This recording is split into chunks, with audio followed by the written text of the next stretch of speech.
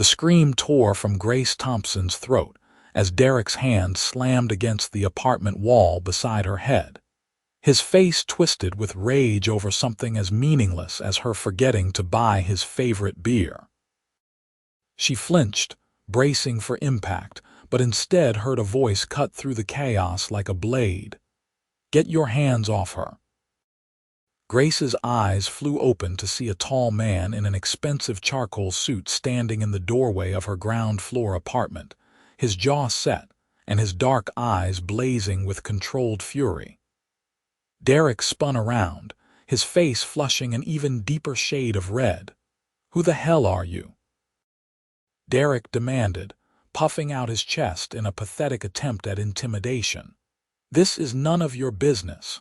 The stranger took a step forward, and Grace noticed the way he moved with quiet confidence, the kind that came from knowing exactly what he was capable of. "I'm making it my business." The door was open and I heard her scream, "So I'll ask you once more to leave." Derek laughed, a harsh sound that made Grace's stomach turn. "Or what? You going to make me, if I have to?" Something in the stranger's tone must have registered with Derek because he hesitated, his bravado faltering. Grace took the opportunity to slide away from the wall, putting distance between herself and the man who had made her life hell for the past 8 months. "Grace, pack a bag," the stranger said without taking his eyes off Derek. "You're leaving." "She's not going anywhere," Derek snarled, reaching for Grace's arm. The stranger moved faster than Grace expected, intercepting Derek's grab and twisting his wrist just enough to make him yelp in pain. "Touch her again and I'll break it. Try me." Derek's eyes widened, and for the first time in months Grace saw genuine fear cross his face. He yanked his hand back, cursing under his breath. "You don't know what you're getting into," Derek spat. "She's crazy. She needs me." "From what I just saw, she needs you gone." The stranger's voice was steady, but there was steel underneath. "Leave. Now." Derek looked between them, his face contorting with impotent rage. Finally, he grabbed his jacket from the couch and stormed toward the door, pausing only to glare at Grace. "This isn't over." "Actually, it is," the stranger said, stepping between them again. "And if you come near her again, I'll make sure the police know about your little habit of putting holes in walls next to her head." Derek opened his mouth, thought better of it, and stalked out. The silence that followed was deafening. Grace stood frozen, her hands trembling as the adrenaline slowly drained from her body. The stranger turned to face her, his expression softening immediately. "Are you okay?" he asked gently. She nodded, then shook her head, then felt tears spilling down her cheeks before she could stop them. "I'm sorry, I don't know you, you shouldn't have had to see that. Don't apologize." He pulled a crisp handkerchief from his pocket and offered it to her. "I'm Knox Morrison. I was walking past when I heard you scream. I'm just glad I got here when I did." Grace took the handkerchief with shaking hands, dabbing at her eyes. "Grace Thompson, and thank you. I don't know what would have happened if you hadn't shown up." Knox's jaw tightened. "How long has this been going on?" 8 months, she whispered, shame burning through her.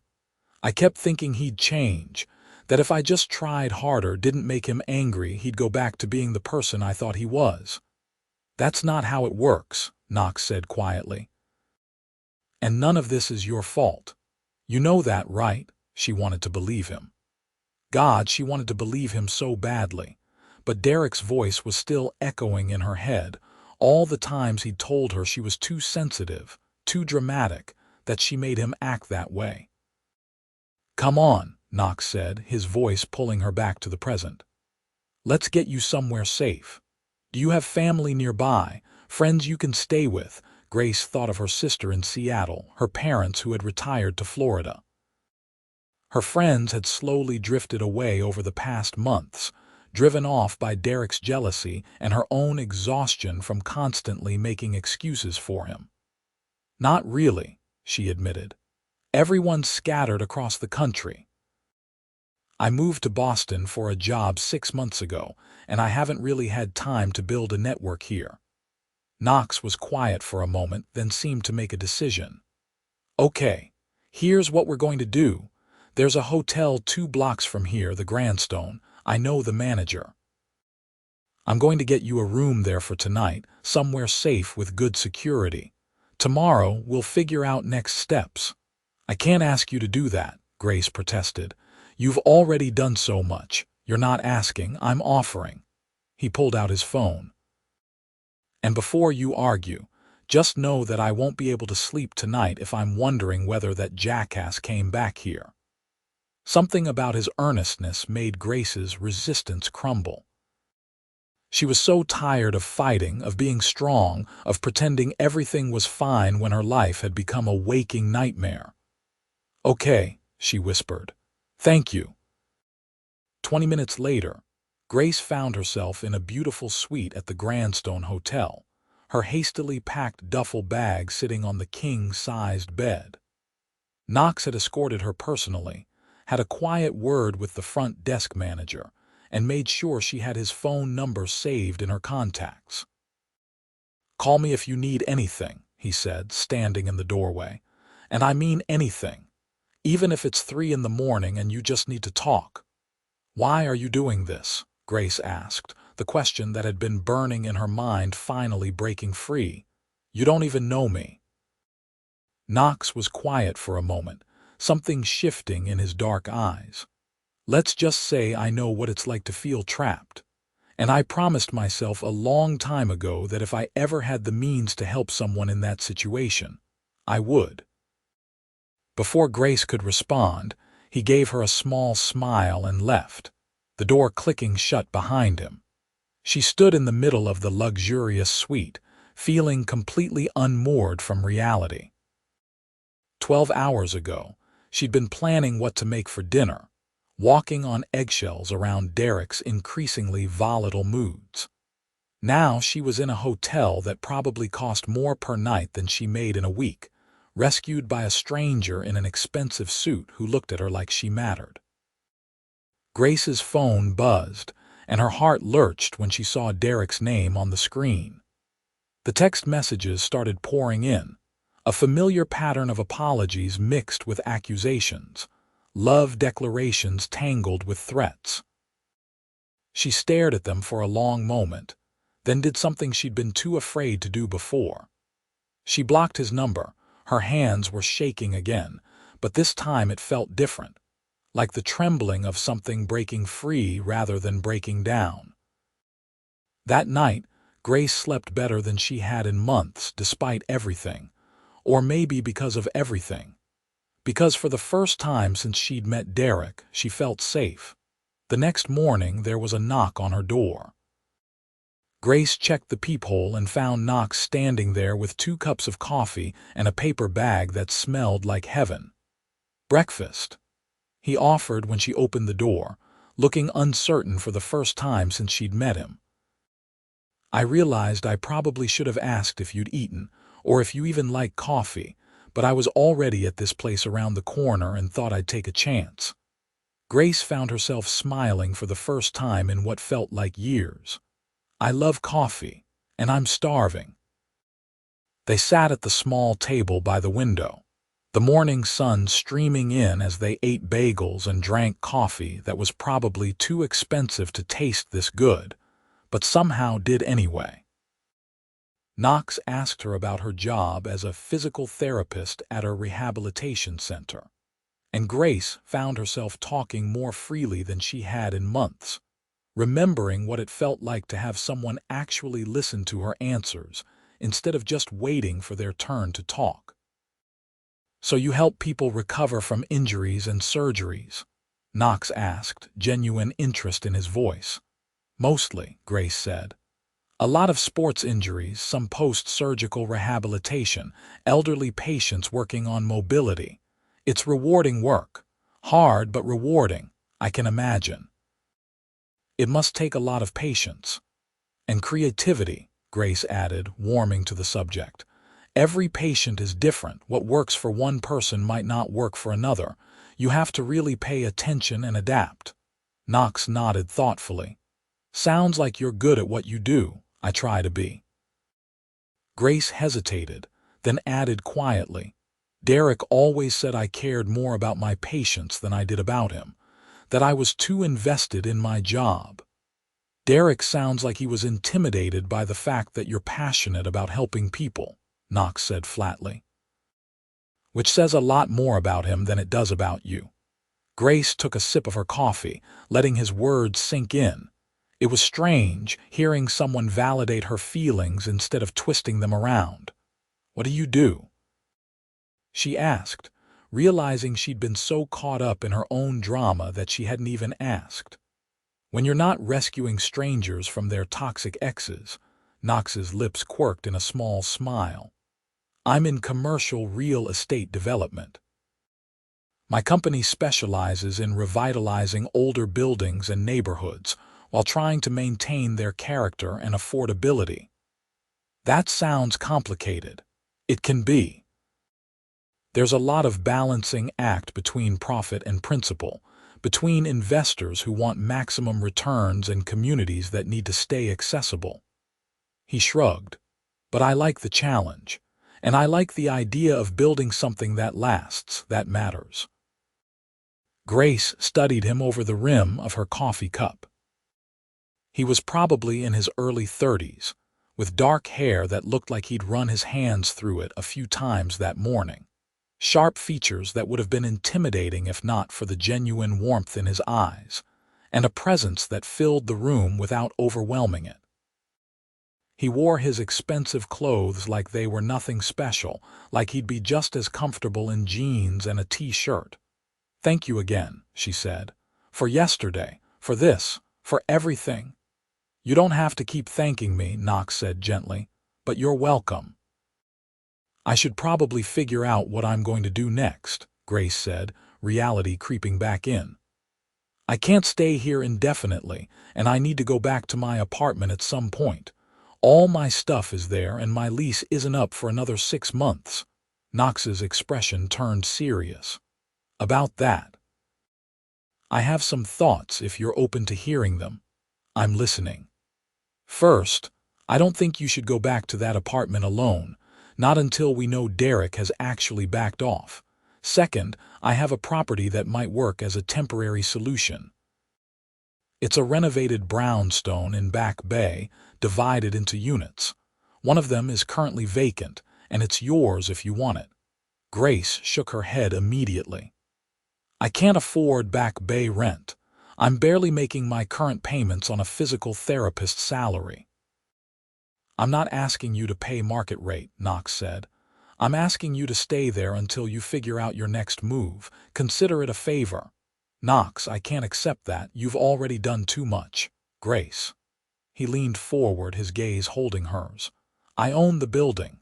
The unit is empty. Having someone trustworthy living there actually helps me out, because it keeps the place occupied and maintained. And before you argue, consider this. Would you rather be in a safe place where you can actually breathe and figure things out, or would you rather be stuck in an apartment where you're constantly looking over your shoulder?" Put that way, Grace's resistance wavered. She thought about going back to her current place, about the broken glass from the picture frame Derek had thrown last week, about the holes in the wall, about the feeling of her stomach dropping every time she heard footsteps in the hallway. "What's the catch?" she asked quietly. "No catch. Just a safe place to land while you get back on your feet." Grace wanted to say no. Pride demanded she say no. But survival, the part of her that had been drowning for months and was finally being offered a lifeline, spoke louder. "Okay," she said, "but I pay something. Even if it's below market rate, I need to contribute. And this is temporary until I can find something permanent that I can actually afford." Knox nodded, and Grace could see he understood why she needed this. "Deal. We'll work out something fair." 2 days later, with Knox's help and a moving company he insisted on paying for, Grace's belongings were transferred from her old apartment to the brownstone in Back Bay. Derek had called the old landline dozens of times, had shown up twice, but Knox had arranged for a security guard to be present during the move. Derek had taken one look at the guard, and the official-looking paperwork Knox had prepared about restraining orders and harassment charges, and had kept his distance. The new apartment was beautiful in a way that made Grace's chest ache. Hardwood floors, exposed brick walls, huge windows that let in floods of natural light. The furniture was simple but quality. The kitchen was actually functional, and there was a bathroom with a tub deep enough to actually soak in.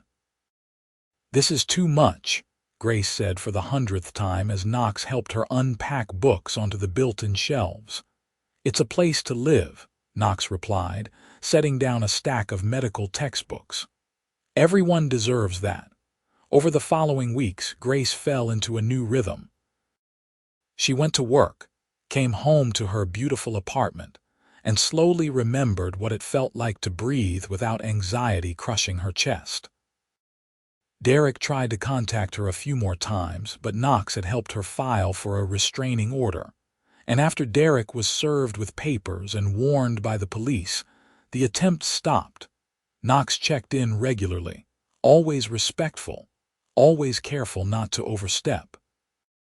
Sometimes he'd text to make sure she was settling in okay. Sometimes he'd drop by with takeout, claiming he'd ordered too much food. Once, he showed up with a toolbox to fix a sticky door, then stayed to help her hang curtains because he was already there anyway. Grace found herself looking forward to his visits, to the easy conversation and quiet companionship. She told herself she needed time alone, time to heal, time to figure out who she was outside of Derek's shadow. And she did need that. But she also found that Knox's presence didn't feel like pressure or demand. It felt like friendship, steady and uncomplicated. One evening, about a month after she'd moved in, Grace invited Knox to stay for dinner instead of just dropping off food and leaving. She cooked pasta with homemade sauce, something she hadn't had the energy or desire to do in months, and they ate at her small dining table while rain pattered against the windows. "This is delicious," Knox said, and he sounded genuinely impressed. "Where'd you learn to cook like this?" "My grandmother," Grace said, smiling at the memory. "She was Italian, came over when she was 20 and brought all these recipes with her. She used to say that cooking for someone was how you showed love. Smart woman. She was." Grace twirled pasta around her fork. "She passed away a few years ago. I still miss her. I'm sorry." They were quiet for a moment, a comfortable silence broken only by the rain and the clink of silverware. "Can I ask you something?" Grace said. "Anything. Why did you really help me? And please don't say it's because it was the right thing to do or because you had the means. I know there's more to it than that." Knox set down his fork, his expression thoughtful. "You're perceptive. Comes with the job. You learn to read people." He was quiet for a long moment, and Grace wondered if she'd pushed too far, crossed some invisible line. But then he spoke, his voice low and honest. "My sister was in a relationship like yours once. With a guy who chipped away at her confidence, isolated her from friends and family, made her believe she was worthless without him. By the time I realized what was happening, she was so far down that hole she couldn't see daylight anymore." "What happened?" Grace asked gently. "I got her out." "It took months and a lot of therapy, and she still has scars from it. But she's okay now. She's married to a good guy, has 2 kids, lives in Portland and teaches high school English." Knox met Grace's eyes. "But I remember what it was like, feeling helpless while watching someone I loved suffer. And I remember the moment I finally got her away from him, the look on her face when she realized she was actually safe. So when I heard you scream, I didn't think, I just acted." Grace felt her throat tighten. "I'm glad she had you. I'm glad you're out too." I'm glad you walked past my apartment at exactly the right moment. Knox smiled, and something shifted in the air between them, something neither of them seemed ready to name yet. As autumn deepened into winter, Grace and Knox's friendship deepened into something more. It happened gradually, in small moments that built on each other like stones creating a foundation. The way Knox remembered she liked her coffee with cream and no sugar. The way Grace learned that he was terrible at remembering to eat lunch when he was focused on a project, so she started packing extra portions of her dinner for him. The way they fell into a routine of Wednesday dinners and Saturday morning coffee runs. Grace found herself healing in ways she hadn't expected. Her therapist, someone Knox had helped her find and had quietly paid for until Grace's insurance kicked in, helped her work through the trauma of her relationship with Derek. She reconnected with old friends, made new ones at her gym. She started painting again, something she'd loved in college but had abandoned because Derek said it was a waste of time. Through it all, Knox was there, but never in a way that felt suffocating or possessive. He encouraged her independence while making it clear he was available if she needed him. He celebrated her victories and sat with her through the hard days without trying to fix everything. He made her laugh with terrible jokes and engaged in serious conversations about everything from politics to philosophy to the best pizza toppings. It was early December, with snow starting to dust the city, when Grace realized she was falling for him.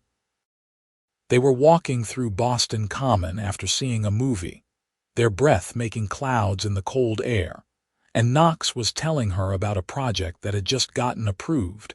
His face lit up with excitement.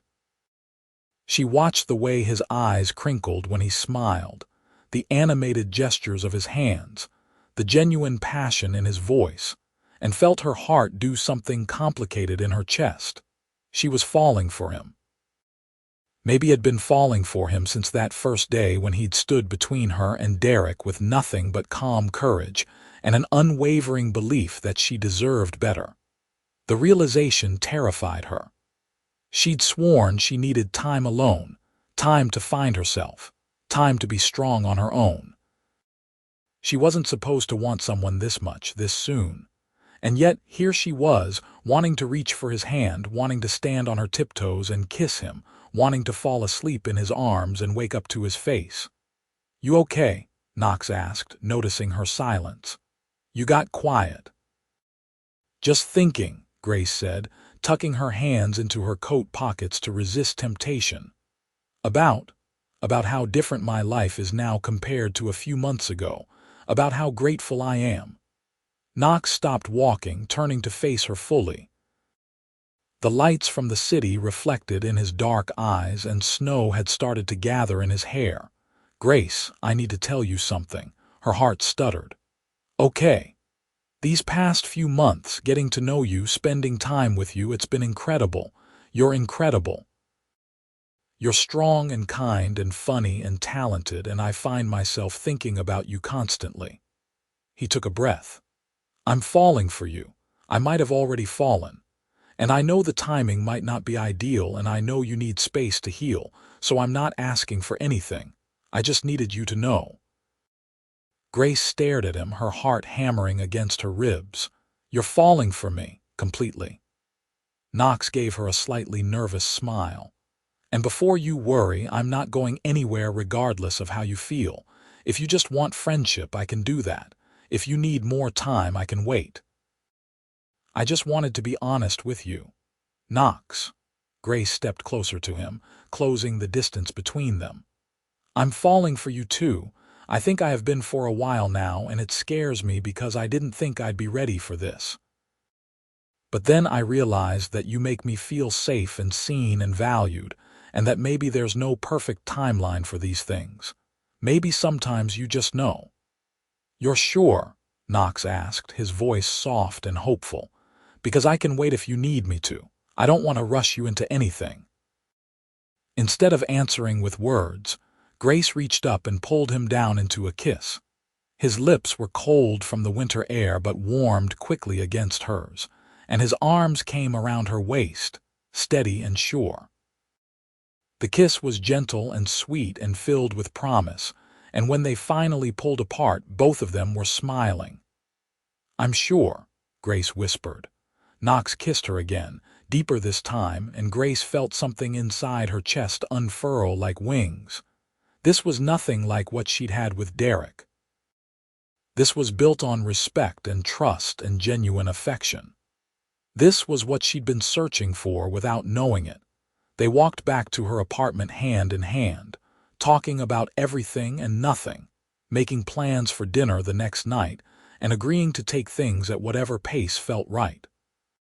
When Knox kissed her goodnight at her door, Grace felt like she was floating. Over the following months, their relationship blossomed in ways that felt both exhilarating and comfortable. Knox was patient and attentive, always checking in to make sure she was okay, making sure she felt heard and respected. He introduced her to his sister, Charlotte, who flew in from Portland for a weekend, and immediately pulled Grace into a hug, thanking her for making her brother happier than she'd seen him in years. Grace introduced Knox to her friends from work, who unanimously approved and grilled him thoroughly about his intentions. Knox took it all in stride, answering every question with honesty and humor until even Grace's most protective friend, Marcus, declared him acceptable. They navigated the normal challenges of a new relationship, learning each other's quirks and habits and pet peeves. Grace learned that Knox was obsessive about his morning routine and got grumpy if he didn't get his run in. Knox learned that Grace was absolutely useless before her first cup of coffee and had a habit of stealing the blankets in her sleep. They learned how to argue constructively, how to apologize sincerely, how to support each other through stress, and celebrate each other's successes. It was in February, during a weekend trip to a cabin in Vermont, that Knox told Grace the full extent of his success. They were sitting by a fireplace, wrapped in blankets and drinking hot chocolate when he brought it up. "There's something I need to tell you," he said, his voice careful. "Something I probably should have mentioned earlier, but I was never sure how to bring it up." Grace set down her mug, giving him her full attention. "What is it? When I said I was in commercial real estate development, that was true, but I didn't mention that I own the company. Morrison Development Group. We have projects in 6 states and annual revenues in the hundreds of millions. I'm a millionaire, Grace, several times over." Grace processed this information, thinking back over the past months. The expensive suits made sense now. The way he'd been able to get her into the Grandstone with a phone call, the brownstone apartment, the casual way he'd offered to pay for things without seeming to notice. "Okay," she said slowly. "Why are you telling me this now? Because I don't want there to be secrets between us. And because I was worried about how you'd react. Some people, when they find out about the money, it changes things. Either they get weird and start treating me differently, or they start expecting things, or they assume I'm trying to buy their affection." He reached for her hand. "I don't want any of that with you. The money is just a thing I have. It's not who I am." "I know who you are," Grace said firmly. "You're the man who stepped in to help a stranger because it was the right thing to do. You're the man who makes terrible puns and burns toast and gets genuinely excited about building projects that help communities. You're the man who listens when I talk about my day and brings me soup when I'm sick and makes me feel like I matter. The money doesn't change any of that." Knox let out a breath she hadn't realized he was holding. "I was hoping you'd say something like that. Did you think I'd care about the money? No, but I've been wrong about people before." He squeezed her hand. "With you, though, I'm not worried. You've never asked me for anything, never expected anything beyond basic decency and respect. You see me, Grace, the real me, and that's worth more than any amount of money." Grace kissed him, pouring all her affection and reassurance into it. "Thank you for trusting me with this. And for the record, I'd feel the same way about you if you were a janitor or a teacher or anything else. It's you I love, not your bank account." The words slipped out before she could stop them, and Grace froze. They'd been dating for months, but neither of them had said the L word yet. It had felt too big, too soon, too weighted with meaning, but Knox was smiling, his whole face lighting up. "You love me." "I do," Grace admitted, feeling her cheeks flush. "I love you. I didn't mean to blurt it out like that, but it's true." "I love you too," Knox said, pulling her into his lap and wrapping his arms around her. "I've loved you for a while now. I was just waiting for the right moment to say it." "This feels pretty right," Grace murmured against his shoulder. "Perfect, actually." They spent the rest of the weekend wrapped up in each other, talking about the future in tentative, hopeful terms. Knox told her about his dreams of expanding the company to include more affordable housing projects. Grace told him about her idea of maybe opening her own physical therapy practice someday, focusing on underserved communities. They talked about travel and family and what they wanted from life, finding that their values and goals aligned in ways that felt both surprising and inevitable. As spring arrived, Grace's lease on her temporary apartment was officially up, and she had to make a decision about where to live permanently. She'd been saving money, looking at options, trying to figure out her next move. But before she could bring it up, Knox did. "Move in with me," he said one evening over dinner at his place, a stunning loft in downtown Boston with floor-to-ceiling windows and a view of the city that took her breath away. "What?" Grace nearly dropped her fork. "I know it's a big step, and I know we said we'd take things slow, but Grace, I hate the nights we're apart. I hate saying goodbye at your door. I want to wake up next to you every morning and fall asleep next to you every night. I want to build a life with you, a real one." He set down his own silverware, his expression earnest. "So move in with me. Not because you have to, not because you can't afford your own place, but because we want to be together." Grace's mind raced. It had been less than a year since Knox had rescued her from Derek, less than 8 months since they'd started dating. By most standards, it was too soon. But nothing about their relationship had followed standard timelines, and Grace had learned to trust her instincts over arbitrary rules. "Yes," she said, and watched Knox's face break into the biggest smile she'd ever seen. "Yeah. Yes, I want to live with you. I want to build a life with you. I love you, and I don't want to waste time pretending we're not already committed to this." Knox was around the table in an instant, pulling her up into a kiss that made her dizzy with happiness. They spent the rest of the evening planning logistics, deciding which furniture to keep and which to donate, talking about how to blend their lives and spaces together. Moving in together was surprisingly easy. They fell into domestic routines that felt natural and right. Grace claimed one of the spare rooms as her art studio, and Knox cleared out his home office so they could set up a proper gym space for both of them. They cooked together, cleaned together, argued about whose turn it was to do laundry and whether pineapple belonged on pizza. Grace's therapist had warned her to watch for red flags, to make sure she wasn't just jumping from one relationship to another without properly healing. But as the months passed, Grace realized this was different in every way that mattered. Knox never made her walk on eggshells. He never punished her with silence or guilt or anger. When they disagreed, they talked it out. When she needed space, he gave it freely. When she needed support, he was there without her having to beg for it. It was early autumn, almost exactly a year since the day Knox had walked into her life, when he proposed. They were back at Boston Common, the leaves turning brilliant shades of red and gold, walking the same path they'd walked the night they'd first kissed. Knox stopped at the same spot where he'd told her he was falling for her, and Grace knew what was coming before he even reached into his pocket. Her heart started racing, but with excitement this time, not fear. "Grace Thompson," Knox said, dropping to one knee right there in the middle of the path, apparently unconcerned with the people starting to stop and watch.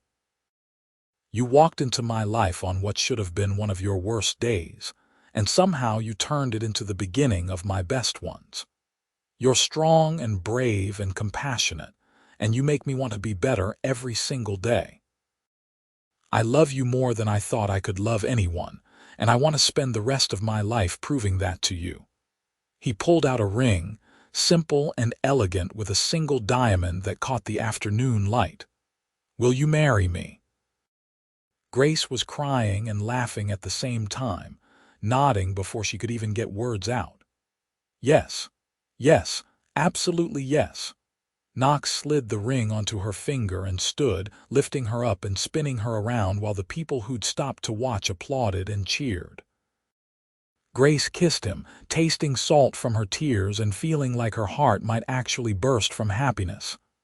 "I love you," she said against his lips. "I love you so much. I love you too. Always." They were married 6 months later in a small ceremony at a historic estate outside Boston, surrounded by the people who mattered most. Grace's parents flew in from Florida, her sister from Seattle. Knox's sister Charlotte was there with her family, serving as maid of honor. Grace's friends from work and the gym filled out the guest list along with some of Knox's close colleagues and friends. Grace wore a simple ivory dress that made her feel beautiful without trying too hard, and Knox wore a navy suit that matched his eyes. When they exchanged vows, Grace promised to love him in all the ways that mattered, to be his partner and his equal, to build a life filled with respect and trust and joy. Knox promised to always see her, to always stand by her, to love her fiercely and gently in equal measure. They honeymooned in Italy, spending 2 weeks eating amazing food, seeing incredible art, and learning bits of Italian from locals who were charmed by their attempts. Grace showed Knox the village where her grandmother had grown up, and they ate pasta at the same restaurant her great-grandparents had supposedly gotten engaged at. When they returned to Boston, they settled into married life with the same easy comfort they'd found in everything else. Grace had taken a position as head physical therapist at a new rehabilitation center that focused on underserved populations, fulfilling her dream of making her skills accessible to people who might not otherwise be able to afford quality care. Knox had expanded Morrison Development Group to include a nonprofit branch focused on affordable housing, pouring his resources into making sure people like Grace had safe places to land when they needed them. 2 years into their marriage, Grace discovered she was pregnant. She told Knox over breakfast on a Saturday morning, unable to wait for a more dramatic reveal, just setting the positive test next to his coffee cup and watching his face transform from confusion to understanding to absolute joy. "We're having a baby," he asked, his voice cracking slightly. "We're having a baby." Knox pulled her into his arms, holding her carefully like she might break, and Grace felt tears streaming down both their faces. They sat there for a long time, just holding each other, marveling at the miracle of it. The pregnancy was relatively smooth, all things considered. Grace dealt with morning sickness that lasted well into the 2nd trimester and swollen ankles in the 3rd. But Knox was attentive and supportive through all of it, rubbing her feet and making midnight snack runs and reading pregnancy books with an intensity usually reserved for business contracts. Their daughter was born on a snowy January morning, weighing 7 pounds and 3 ounces, with a full head of dark hair and lungs that announced her arrival to the entire maternity ward. They named her Sophia Rose, after Grace's grandmother and Knox's mother. And the moment the nurses placed her in Grace's arms, everything else in the world fell away. Knox stood beside the hospital bed, his hand on Grace's shoulder, looking down at their daughter with an expression of such pure love and wonder that Grace fell in love with him all over again. "She's perfect," he whispered. "She really is." Over the next few months, they navigated new parenthood with the same teamwork they'd brought to everything else. Sleepless nights and diaper changes, and figuring out why the baby was crying became their new normal. Grace took maternity leave while Knox adjusted his work schedule to be home more, both of them determined to be present for these early days. When Sophia was 6 months old, Grace was in her studio, painting while the baby napped, when she heard Knox come home early from work. She set down her brush and went to find him, discovering him in Sophia's nursery, standing over her crib with that same expression of wonder he'd worn in the hospital. "Everything okay?" Grace asked softly, wrapping her arms around him from behind. "Everything's perfect," Knox said, turning to pull her into a proper embrace. "I was in a meeting and found myself thinking about you too, and I realized I didn't want to be there. I wanted to be here, so I wrapped things up and came home. You left a meeting early." "The CEO has to have some perks." Grace laughed softly, mindful of their sleeping daughter. "I'm glad you're here. Me too." Knox kissed the top of her head. "Do you ever think about how we ended up here, how different things could have been?" Grace thought about that day, about Derek's hand slamming into the wall, about the terror and hopelessness she'd felt. Then she thought about Knox's voice cutting through the chaos, about the safety and certainty in his eyes, about every moment since that had led them to this life they'd built together. "Sometimes," she admitted, "but mostly I just think about how lucky I am, how lucky we are. I'm the lucky one.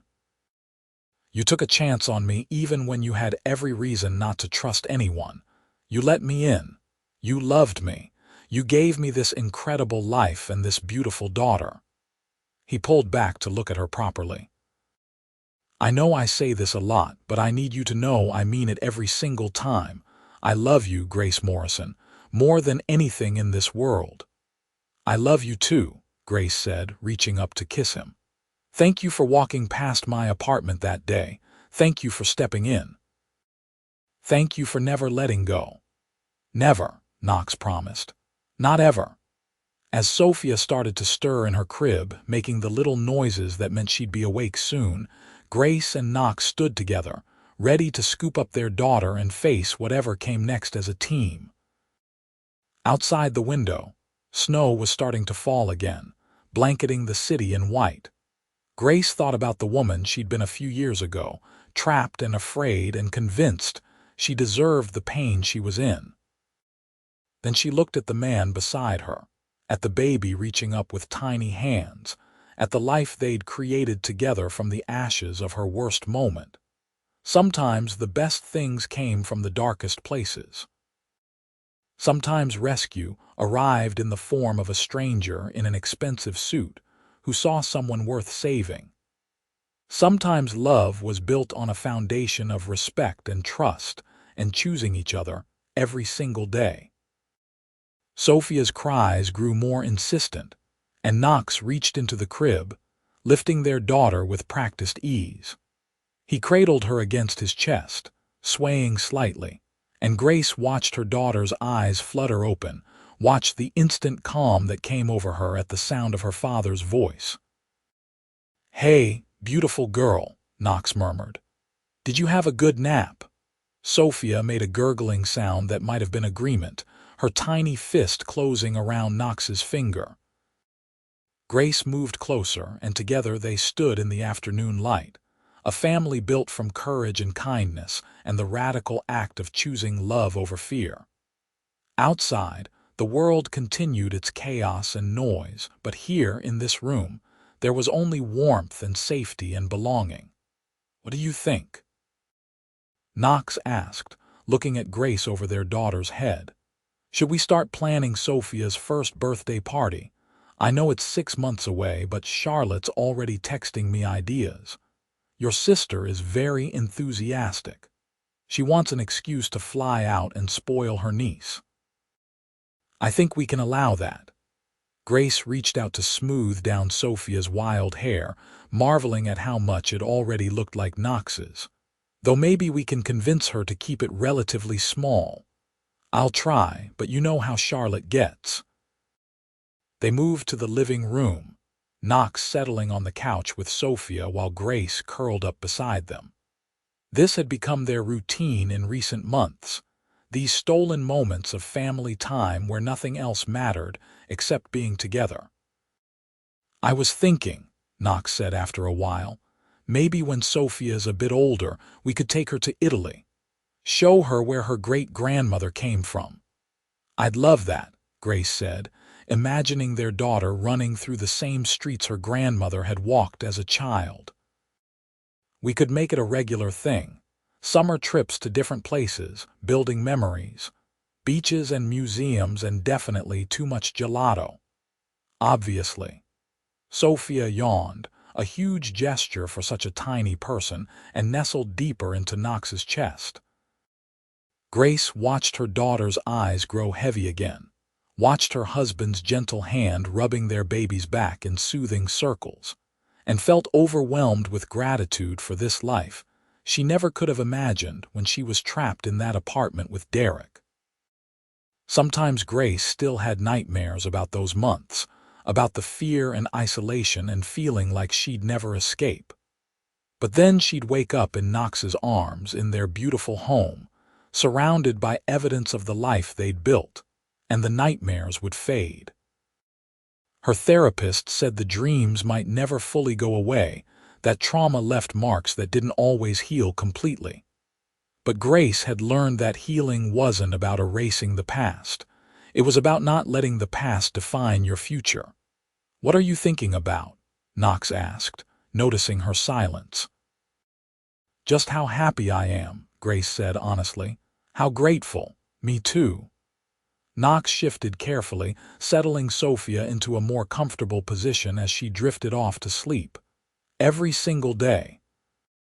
As evening fell and the snow continued outside, they stayed on the couch, wrapped in each other and the quiet contentment of family. Grace picked up her book while Knox scrolled through his phone one-handed, occasionally showing her funny pictures or interesting articles. Sophia slept peacefully between them, her small chest rising and falling in steady rhythm. Later, after Sophia had been fed and changed and put down for the night, Grace and Knox made dinner together in their kitchen.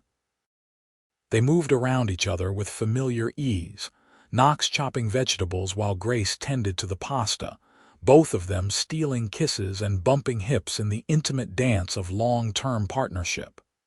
"I got an interesting call today," Knox said as they sat down to eat. "From the mayor's office." "Oh, what did they want?" "They want Morrison Development to head up a new initiative for affordable housing in the South End. It's a big project, lots of moving parts, but it would help a lot of families." "That sounds amazing. Are you going to do it?" "I think so. It'll mean longer hours for a while, but it's exactly the kind of work I want the company to be doing." He reached across the table to take her hand. "As long as you're okay with it. I don't want to be one of those absent fathers who's never around." "Knox, you could never be that. You're already the most present person I know. And I believe in this project, in what you're trying to do. We'll make it work." "You're sure?" "Positive. Besides, your sister will probably volunteer to visit more often to help with Sophia, and my parents have been hinting about extended stays." "We have support." Knox smiled, squeezing her hand. "Have I mentioned lately that you're incredible?" "Not in the last hour, so I was starting to worry." He laughed, and they finished dinner talking about the new project, about Sophia's upcoming pediatrician appointment, about Grace's plans to return to work part-time in a few months. Normal conversations about normal life, made extraordinary by the people sharing them. That night, after they'd cleaned up and gotten ready for bed, Grace stood at the window looking out at the city lights while Knox checked on Sophia one more time. When he returned, he wrapped his arms around her from behind, resting his chin on her shoulder. "What are you looking at?" he asked. "Everything. Nothing. Just thinking. About how I used to be afraid all the time. About how I thought that was just what relationships were, that constant anxiety about saying the wrong thing or doing the wrong thing or being the wrong thing." Grace leaned back into his embrace. "And now I'm standing here in our home with our daughter sleeping down the hall, and I can't remember the last time I felt afraid of you or us or the future." "Good," Knox said fiercely. "You should never be afraid in your own home. You should never be afraid with the person who loves you." "I know that now. You taught me that. You already knew it. You just needed someone to remind you what love actually looks like." Grace turned in his arms, looking up at his face in the dim light from the city below. "Thank you for being that person. Thank you for stepping in that day, for staying, for loving me through all of it. Grace, I would step in 1,000 times over. I would choose you in every lifetime, every version of reality. You're it for me. You and Sophia. This life we've built. This is everything." She kissed him then, pouring all her love and trust and gratitude into it. They stood there for a long time, holding each other in the quiet of their home, with their daughter dreaming peacefully down the hall and the future stretching out before them, full of possibility. The years that followed were full of the normal chaos and joy of raising a child. Sophia grew from a baby into a toddler, taking her first steps while holding Knox's hands and saying her first word, which was unfortunately neither mama nor dada, but rather dog, inspired by their neighbor's golden retriever. She developed Knox's stubbornness and Grace's creativity, spending hours drawing elaborate pictures and refusing to wear anything that wasn't purple. When Sophia was 3, Grace and Knox decided to try for another baby. It took longer this time, months of hoping and disappointment, before finally seeing those 2 pink lines. Their son, Oliver James, was born on a warm June afternoon, smaller than Sophia had been but just as loud, with Grace's light brown hair and Knox's dark eyes. Sophia took to being a big sister with enthusiastic determination, insisting on helping with everything from diaper changes to bath time, narrating Oliver's entire existence in her high-pitched toddler voice. Grace and Knox navigated the chaos of 2 young children with humor and partnership, taking turns with night feedings and preschool drop-offs, making sure each child got individual attention while fostering their sibling bond. Morrison Development Group continued to grow, but Knox was careful to maintain his work-life balance, delegating more to his capable team and making sure he was home for important moments. Grace returned to her position at the rehabilitation center, working flexible hours that allowed her to be present for her children while still pursuing her passion for helping people heal. On their 5th wedding anniversary, Knox surprised Grace with a weekend away, just the 2 of them while Charlotte flew in to watch the kids. They went back to Vermont, to the same cabin where Knox had told her about his wealth, where they'd first said, "I love you." "Do you remember what you said to me here?" Knox asked as they sat by the fireplace, wine glasses in hand. "That I'd love you even if you were a janitor. That. And you said I was the man who stepped in to help a stranger because it was the right thing to do. You are, maybe. But Grace, you saved me too. I was so focused on work, on building the company, on proving something to I don't even know who. And then you came into my life and reminded me what actually matters. You gave me a family. You gave me purpose beyond profit margins and development deals. You gave me everything. Grace set down her wine and moved to sit in his lap, wrapping her arms around his neck. We saved each other then. How about that? I can live with that. They made love by the fireplace that night, slow and tender and familiar, relearning each other's bodies the way long-term partners do, finding comfort in the known while still discovering new depths. Afterward, wrapped in blankets and each other, Grace felt the same overwhelming contentment she'd felt that first night in the hotel when she'd realized she was safe. "I want to ask you something," Knox said, his voice thoughtful. "What? Do you ever regret how we started? Do you ever wish we'd met under different circumstances, without all the trauma and drama?" Grace considered the question seriously. "Sometimes I wish I'd never met Derek, never had to go through those months of feeling worthless and afraid. But then I think about how strong I am now, how much I've learned about myself and what I deserve.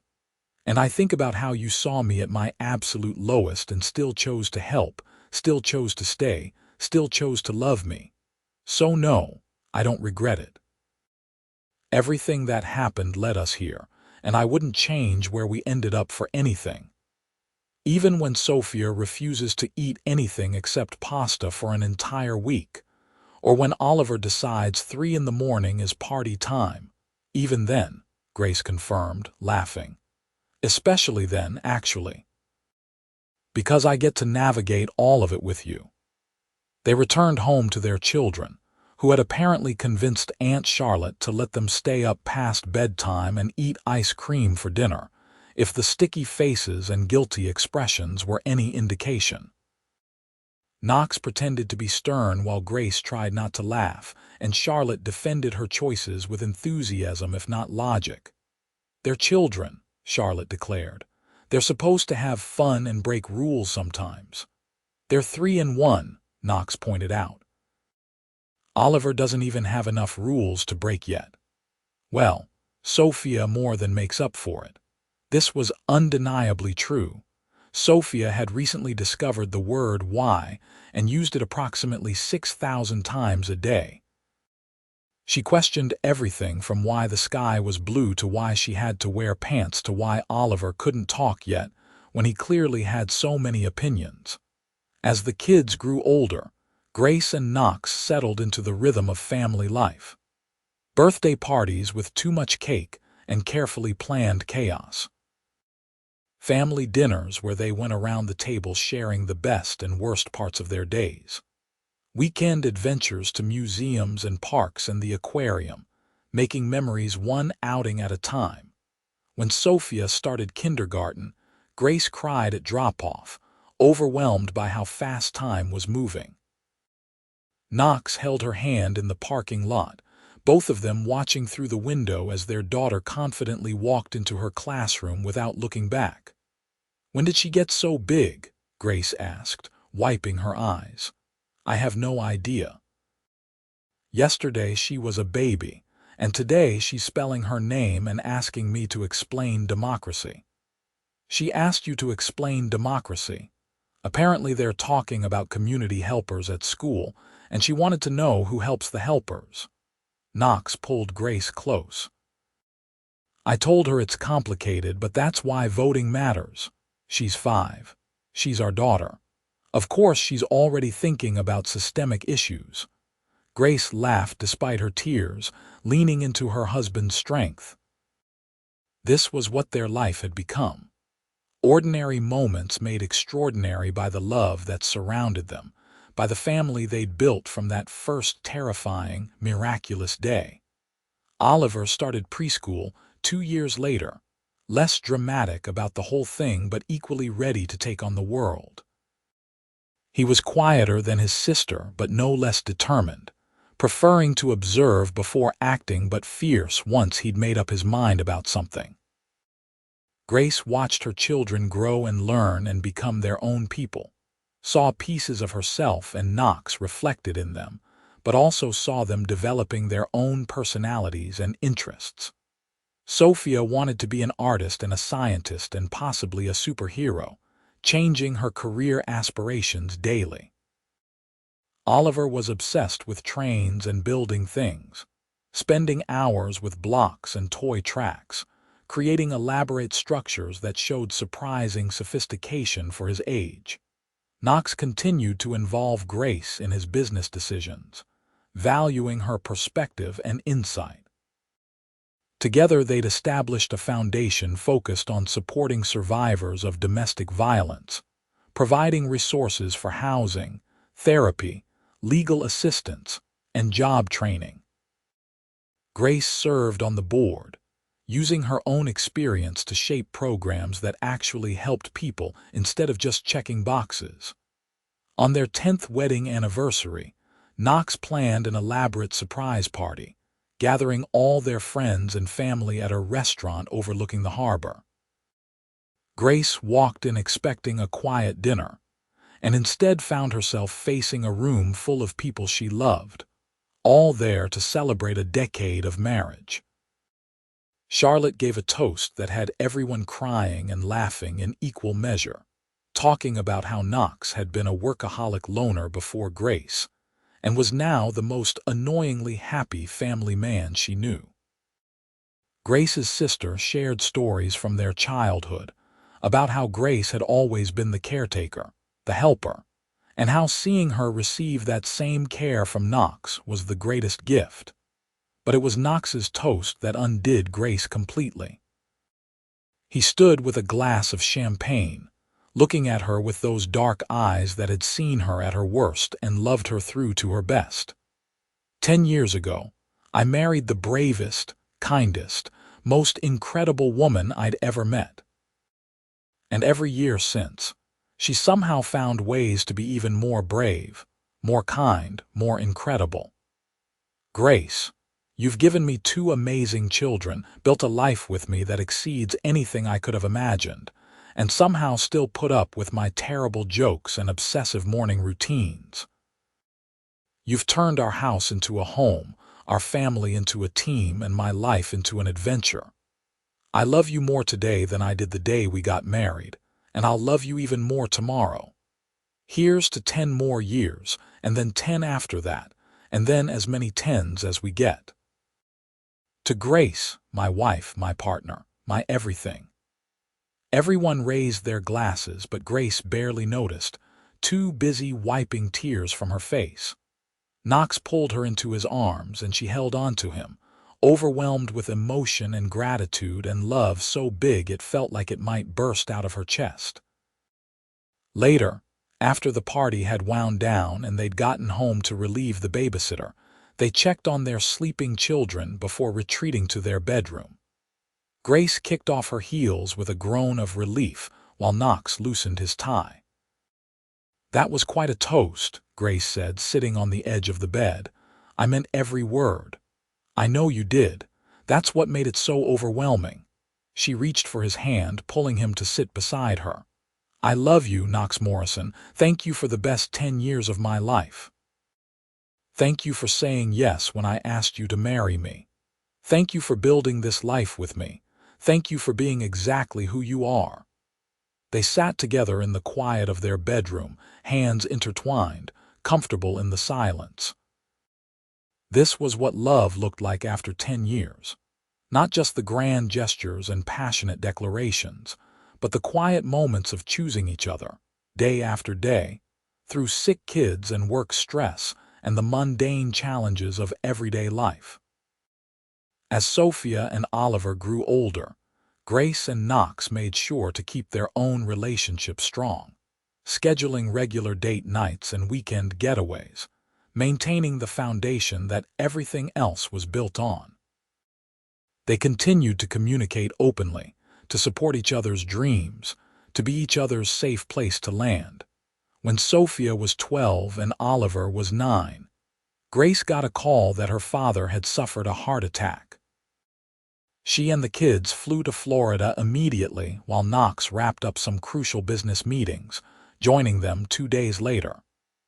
They spent 2 weeks there, supporting Grace's mother through the surgery and recovery, the kids taking turns keeping their grandfather entertained with books and games. Knox was a steady presence through all of it, handling logistics and providing emotional support, making sure Grace took care of herself while she took care of everyone else. Her mother pulled Grace aside one afternoon, watching Knox teach Oliver how to play poker on the hospital room floor while Sophia read to her sleeping grandfather. "You found a good one," she said quietly. "I really did," Grace agreed. "Your grandmother would have loved him. The way he takes care of you, the way he is with the kids." That's what she meant when she said cooking for someone shows love. It's about the daily acts of care, not the big dramatic moments. Grace thought about all the small ways Knox showed love, making her coffee in the morning, texting her funny memes during the day, rubbing her shoulders while they watched TV at night. The way he remembered her favorite flowers and always bought the good ice cream and knew when she needed space versus when she needed support. Yeah, Grace said. She would have loved him. Her father recovered well, and life returned to its normal rhythm. The kids continued growing, entering middle school and high school, developing their own interests and friend groups. Sophia discovered a passion for photography, spending hours capturing light and shadow and emotion through her lens.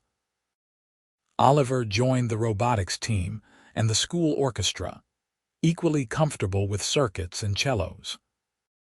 Grace and Knox watched their children become teenagers with a mixture of pride and terror, navigating new challenges like social media drama and first crushes, and the constant struggle for independence.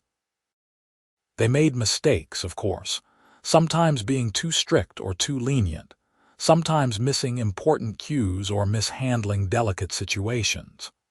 But they approached parenting the same way they approached everything. As a team, with open communication and a commitment to learning and growing. On Sophia's 16th birthday, Grace was going through old photos for a birthday video when she came across pictures from that first year with Knox. There was one from the day she'd moved into the brownstone, looking thin and exhausted but with a tentative hope in her eyes. Another from their first Christmas together, both of them laughing at something off camera. One from their wedding day, young and glowing with happiness. Knox found her sitting on the floor of the office, surrounded by albums and loose pictures, tears streaming down her face. "Hey," he said, settling beside her. "What's wrong?" "Nothing's wrong. I'm just overwhelmed looking at all of this, at how far we've come. Look at this." She held up the picture from moving day. "I was so scared and broken, and you helped put me back together." "You put yourself back together," Knox corrected gently. "I just provided a safe space for you to do it. We healed each other." "Yeah, we did." They sat together, looking through years of captured moments, reliving their history through photographs and remembering all the stories behind them. It was a good life, Grace thought. A beautiful, messy, complicated, wonderful life built on a foundation of respect and trust and choosing each other every single day. Sophia's birthday party that weekend was a success, filled with teenage drama and too loud music and enough food to feed twice the number of guests.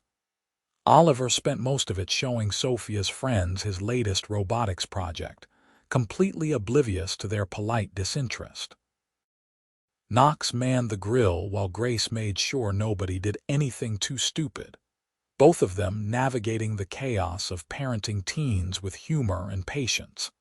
As the party wound down and the last of Sophia's friends left, their daughter found Grace in the kitchen. "Thanks for today, Mom," Sophia said, hugging her. "It was perfect. I'm glad you had fun, sweetie. I know I don't say it enough, but I'm really grateful for you and Dad, for this family. I see how some of my friends' parents are with each other, all the fighting and tension and stuff, and I'm glad we don't have that." Grace felt her throat tighten. "That means everything to hear you say that. I mean it. You guys showed me what a good relationship looks like. What to look for, what to accept, what to never settle for." Sophia pulled back, looking at Grace seriously. You taught me that I deserve to be treated with respect and kindness. That love shouldn't hurt. Oh, sweetheart." Grace pulled her daughter back into a tight hug, thinking about that scared woman in a ground-floor apartment, about how she'd learned those same lessons, about how she'd broken the cycle so her daughter would never have to learn them the hard way. Later that night, after the kids were in bed and the house was cleaned up, Grace told Knox about the conversation. "She gets it," Grace said, curled against his side on the couch. "She understands what we've tried to show them about healthy relationships. Of course she does. She's been watching us her whole life, learning what love actually looks like. You think we've done okay? As parents," Knox kissed the top of her head. "I think we've done more than okay. Our kids are kind and smart and confident. They know they're loved. They have a stable home and parents who respect each other. That's more than a lot of kids get. I just want them to be happy, to never settle for less than they deserve. They won't, because they learned from the best." The years continued their relentless march forward. Oliver got his driver's license and immediately became the family's designated errand runner, always willing to make a convenience store run in exchange for gas money. Sophia got accepted to the college of her choice, planning to study photography and journalism. Knox expanded the company's affordable housing initiative to 3 more cities. Grace was promoted to director of her rehabilitation center, overseeing multiple facilities and mentoring the next generation of physical therapists. When it came time to drop Sophia off at college, Grace managed to hold it together until they were actually unpacking boxes in the dorm room. Then she saw her daughter's childhood teddy bear tucked into the suitcase, and the tears started flowing.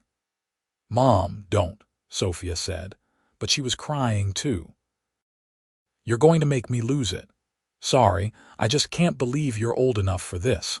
It feels like yesterday you were asking me why the sky was blue. I still don't really understand the science behind that, honestly." Knox pulled both of them into a hug, and they stood there in the middle of the dorm room, a pile of family crying and laughing and holding on to each other. Oliver stood awkwardly by the door, 13 and deeply embarrassed by the emotional display, but Grace saw him wipe his own eyes when he thought no one was looking. The drive home felt strange with Sophia's absence, a hole in their family unit that would take time to adjust to. But they adjusted, because that was what families did. They video called Sophia regularly, sent care packages, and visited when they could. Oliver settled into being an only child at home, spreading out and taking up more space, developing his own relationship with his parents outside of sibling dynamics. Grace found herself with more free time and decided to start painting seriously again. She converted Sophia's room into a proper studio, spending evenings and weekends creating art that was raw and honest and deeply personal. Knox encouraged her to show her work, and she eventually agreed to a small exhibition at a local gallery. To her surprise, several pieces sold and she started getting commissions. "I can't believe people want to pay money for my paintings," she told Knox after closing her 3rd sale. "Why not? You're talented. You have something to say and you say it beautifully. When did you become an art critic?" "When I married an artist." He pulled her close, kissing her softly. "I'm proud of you, pursuing this, putting yourself out there. It takes courage." "I learned from the best," Grace said, echoing his words from years ago. When Oliver started looking at colleges, Grace felt the impending empty nest looming. She knew it was the natural progression, knew she should be proud that they'd raised independent, capable children ready to take on the world. And she was proud. But she was also sad, mourning the end of an era even while knowing new chapters were waiting. "We'll figure it out," Knox assured her one night as they discussed Oliver's college applications. "We've always been good at adapting." "I know. I just miss them already, and Oliver's not even gone yet. We still have a year and a half, and then it'll be just us again, like when we first got married. We can be spontaneous, travel whenever we want, walk around naked if we feel like it." Grace laughed despite her melancholy. "Okay, that last part isn't a selling point. These floors are cold." "I'll have them heated." "Of course you will, Mr. Millionaire. That's Mr. Multi-Millionaire to you." Knox pulled her into his lap, and Grace settled against him, comforted by his solid presence. "Seriously, though, I'm looking forward to it. Don't get me wrong, I love our kids more than life itself. But I'm also excited to have you all to myself again. We can remember what it's like to be just Knox and Grace, not Mom and Dad." "Knox and Grace," she repeated, testing the words. "I like the sound of that." They made it through Oliver's senior year, through college applications and acceptances and the final decision, through prom and graduation and the endless round of celebrations and goodbyes. And then, on a warm August morning, they dropped their youngest child off at college, 3 hours away, but feeling like a different planet. The house was too quiet when they got home. Grace walked through rooms that had been filled with noise and chaos for nearly 2 decades, seeing evidence of her children everywhere. Oliver's forgotten gaming controller, Sophia's photography book still on the shelf, height marks on the kitchen doorframe documenting years of growth. "This is weird," she said, finding Knox in the kitchen. "Very weird," he agreed. "Also kind of nice." Grace considered this. The house was clean. There was no one's schedule to accommodate but their own. They could eat dinner at 9 at night if they wanted, or not eat dinner at all. They could watch whatever they wanted on TV, could leave for a weekend without coordinating with anyone else, could have loud sex without worrying about being overheard. "Okay, yeah, it's kind of nice," she admitted. They settled into their new normal, rediscovering each other without the constant demands of parenting. They traveled more, taking trips they'd planned for years but never had time for. They went to Italy again, spent 2 weeks exploring Greece, took a road trip through the American Southwest. They tried new restaurants, went to concerts and plays, took a cooking class together that was mostly an excuse to drink wine and laugh at their mistakes.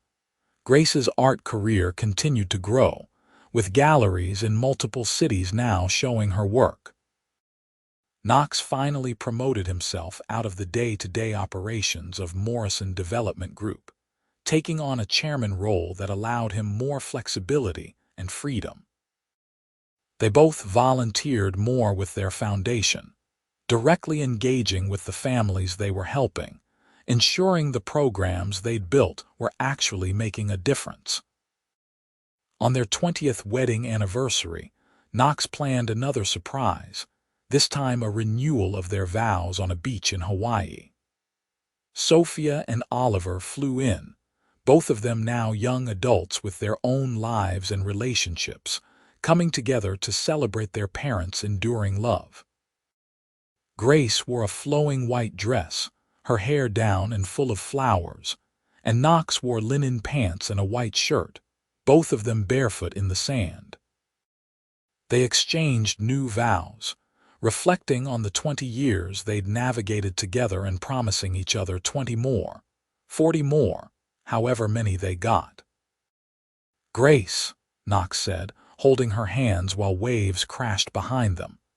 20 years ago, you took a chance on a guy who showed up at your worst moment. You built a life with me, gave me a family, showed me what it means to truly love and be loved. Every day with you has been a gift, even the hard ones, especially the hard ones, because it means we're still here, still choosing each other.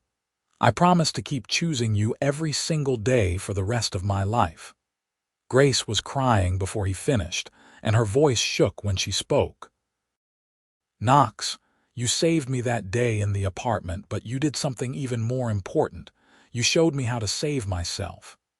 You taught me what I deserved, what love should look like, what partnership really means. You've been my best friend, my greatest supporter, my partner in every sense of the word. I love you more now than I thought possible 20 years ago, and I'll love you even more 20 years from now. Thank you for never letting go.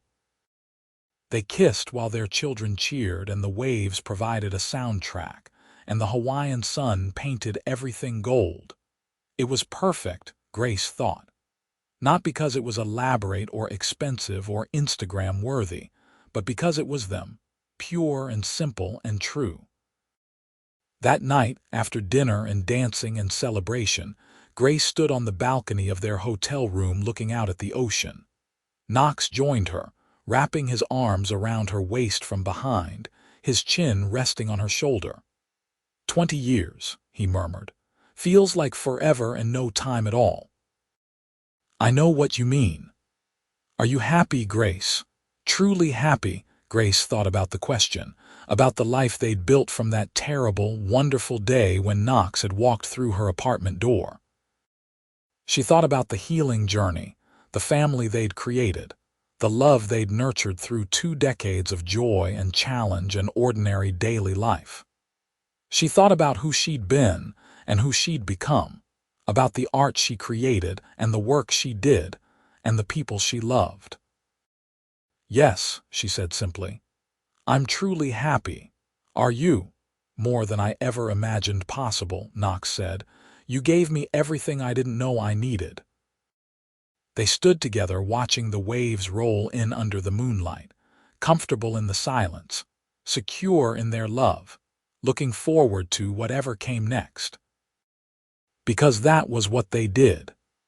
They faced the future together, as partners, as best friends, as 2 people who'd found each other at exactly the right moment and chosen to never let go.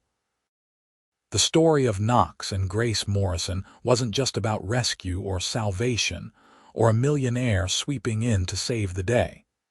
It was about 2 people who saw each other, truly saw each other, and decided that what they'd found was worth fighting for. It was about healing and growing and building something beautiful from broken pieces.